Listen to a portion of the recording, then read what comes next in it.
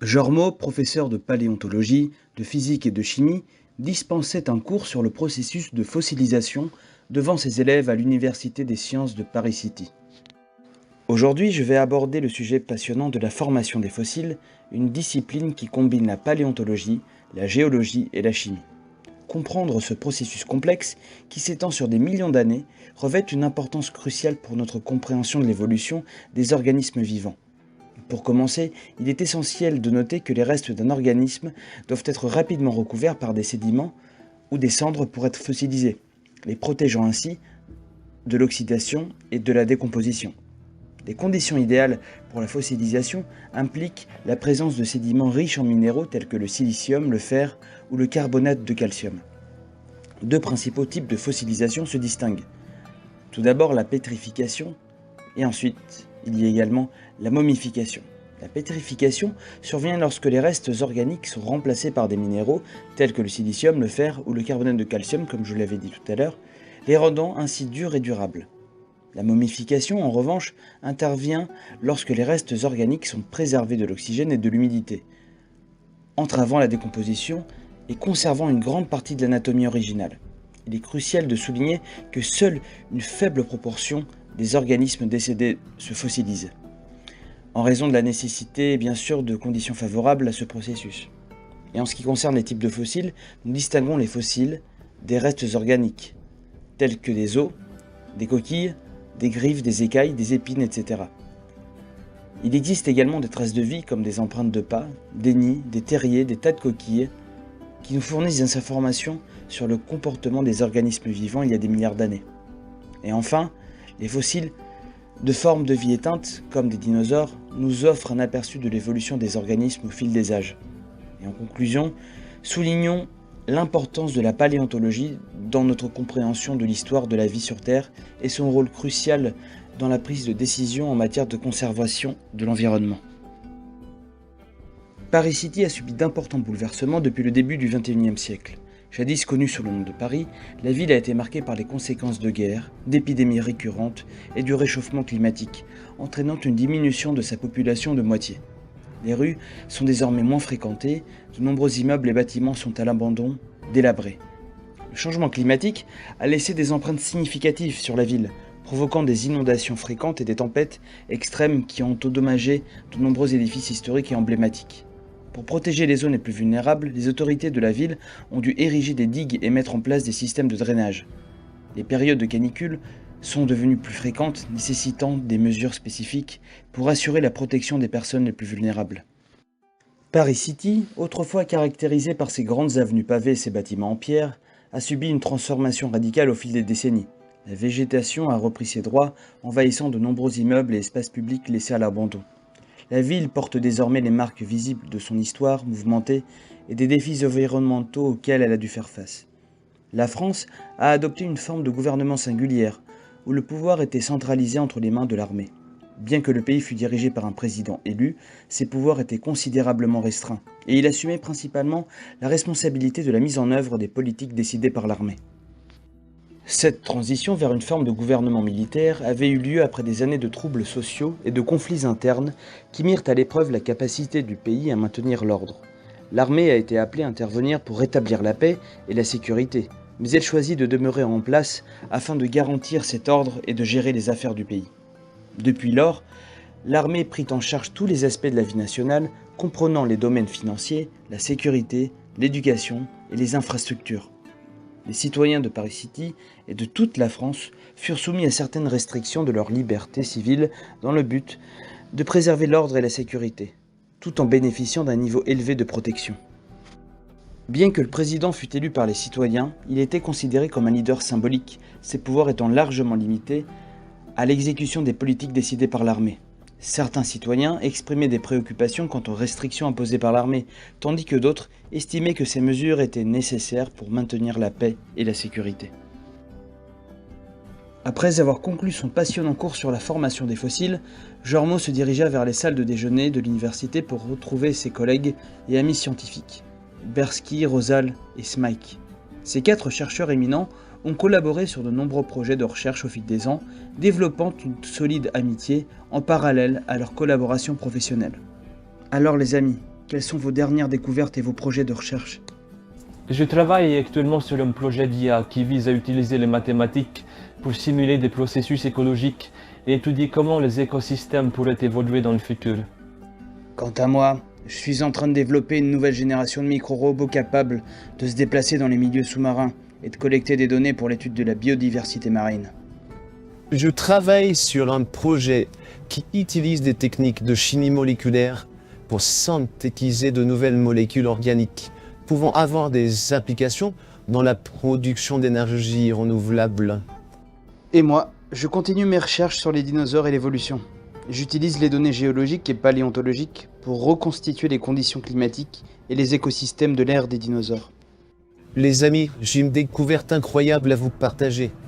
Mais cela doit rester confidentiel. J'ai été contacté par un chasseur en Sibérie qui a découvert des fossiles de mammouths en parfait état de conservation. Une équipe de scientifiques est déjà sur place, mais je pense être le seul à pouvoir bien étudier leur processus de conservation. Je pars demain. Vous voulez venir avec moi ? Je suis partant. Moi aussi, cela pourrait être une occasion unique d'étudier les données génétiques des mammouths. Je suis également partant. Je pourrais utiliser les micro-robots pour collecter les données génétiques en toute sécurité.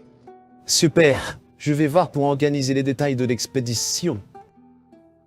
Le lendemain, Jormo retrouva ses amis dans la salle d'embarquement. S'installant dans son siège, il remarqua que le revêtement de l'avion était déchiré et déchiqueté. Les passagers autour de lui semblaient tendus, certains affichant même de la peur. Jormo essaya de se rassurer, en pensant que l'avion devait être sûr s'il avait été autorisé à décoller. Cependant, son anxiété monta lorsque l'avion commença à secouer et à vibrer violemment pendant le décollage. Heureusement, l'avion se stabilisa finalement et reprit un vol normal. Lorsque l'équipage se prépara pour l'atterrissage en Sibérie, tous les passagers étaient tendus, conscients du mauvais état de l'avion. Malgré cela, leur anxiété diminua lorsque le pilote réussit un atterrissage parfait, touchant le sol en douceur et roulant jusqu'à l'arrêt de la piste. Les 4 chercheurs furent les premiers à sortir de l'avion. La température était agréable malgré l'altitude et ils purent admirer les sommets enneigés des montagnes et les forêts de sapins qui les entouraient. Après une courte pause, ils récupérèrent leur équipement et se dirigèrent vers leur véhicule, mais furent surpris de trouver un véhicule de l'armée française qui les attendait. Leur véhicule était conçu pour affronter les terrains difficiles, ce qui leur permit de traverser les forêts de sapins et les montagnes. Cependant, une fois arrivés, leur humeur s'assombrit rapidement en découvrant un général imposant et désagréable. Je suis le général Ténus. J'ai ordonné à mes hommes de vous récupérer. Nous avons besoin de vous. Les scientifiques présents ici sont incompétents. Merci, général Ténouis. Nous sommes enthousiastes à l'idée de commencer nos recherches. Enthousiaste, dites-vous. Ne vous méprenez pas. Vous êtes ici pour remplir une mission, pas pour vous amuser. J'attends de vous que vous nous fournissiez tous les détails scientifiques concernant ces mammouths dès que vous avez terminé vos analyses. Nous comprenons, général, mais nous devons nous assurer de ne pas compromettre la qualité de nos recherches en nous précipitant. Je m'en moque. J'ai besoin de ces informations. Faites ce qu'il faut, mais faites-le vite. Le général étant parti, les 4 amis purent discuter de lui entre eux. Les gars, qu'en pensez-vous de ce général Ténus ?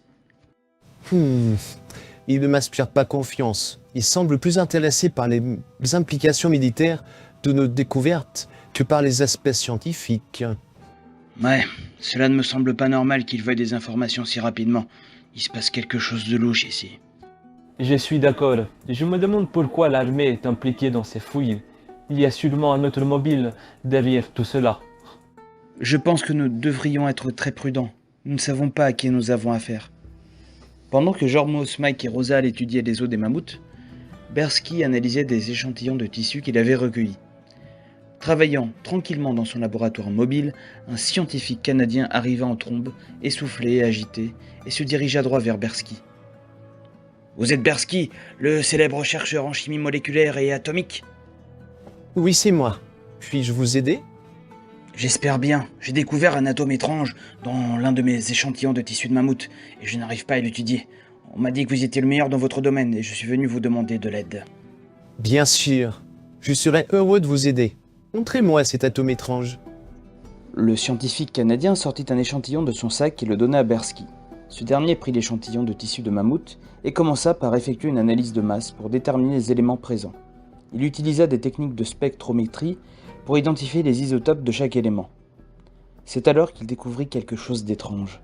Un isotope de carbone dans l'échantillon, le carbone 15, qui, normalement, devrait être instable et ne pas exister dans la nature.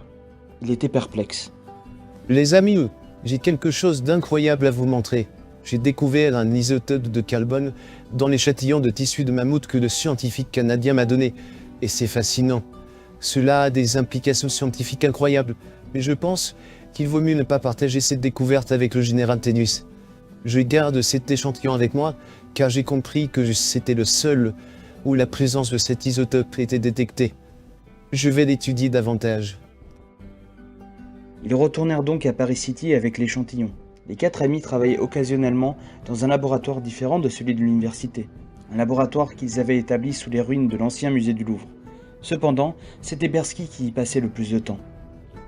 Après leur retour, Bersky consacra des semaines à analyser l'échantillon et à mener des expériences. Il utilisa tous les instruments à sa disposition pour comprendre la nature de cet isotope et comment il pouvait rester stable.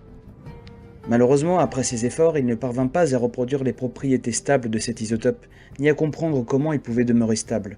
Il réalisa d'innombrables expériences différentes, modifiant les températures, les pressions et les agents. Décidant de tenter une dernière expérience, il utilisa une force centripète avec un appareil spécialement conçu pour agiter les isotopes de carbone 15. Ensuite, il chauffa le tout à plus de 1000 degrés pendant 5 heures, espérant dénaturer les isotopes. Enfin, il utilisa un équipement spécial pour congeler instantanément les isotopes au zéro absolu. Cette combinaison de techniques eut un effet surprenant. Après avoir répété l'opération plus d'une centaine de fois, les isotopes de carbone 15 finirent par se combiner pour former une nouvelle substance liquide verdâtre qui dégageait un petit gaz également vert. Il était abasourdi par cette découverte, n'en croyant pas ses yeux. Bersky décida de poursuivre ses recherches en utilisant des méthodes expérimentales pour tester les effets de l'utilisation de l'isotope de carbone 15 sur des souris. Il savait que cela pouvait être dangereux, mais il était convaincu que ces expériences étaient nécessaires pour comprendre les propriétés de cette substance. Il prépara 3 souris en les exposant au gaz qui s'échappait du carbone 15 à l'état liquide, les observant attentivement pour voir comment elles réagiraient. Il soumit une petite quantité de gaz aux 2 premières souris. La première souris disparut subitement à la vue de Bersky, comme s'il était devenu invisible. La deuxième souris, quant à elle, émit des arcs électriques qui commencèrent à sortir de son corps. Bersky était stupéfait par ces résultats inattendus. Il était impératif que l'armée ne soit pas informée de ces découvertes. Malgré tout, il décida de soumettre la troisième souris à une exposition plus importante au carbone 15. Ce qu'il découvrit était horriblement dérangeant. La troisième souris devint très agressive et commença à grossir rapidement. Sa peau vira au violet et se couvrit de pustules. Elle finit par dévorer les 2 autres souris. Bersky était sous le choc. Il n'aurait jamais imaginé que les propriétés du carbone 15 pouvaient causer des effets aussi dévastateurs sur les organismes vivants. Malheureusement, les précautions de Bersky se révélèrent insuffisantes. Il ignorait que le carbone 15 aurait des conséquences aussi dramatiques pour l'humanité.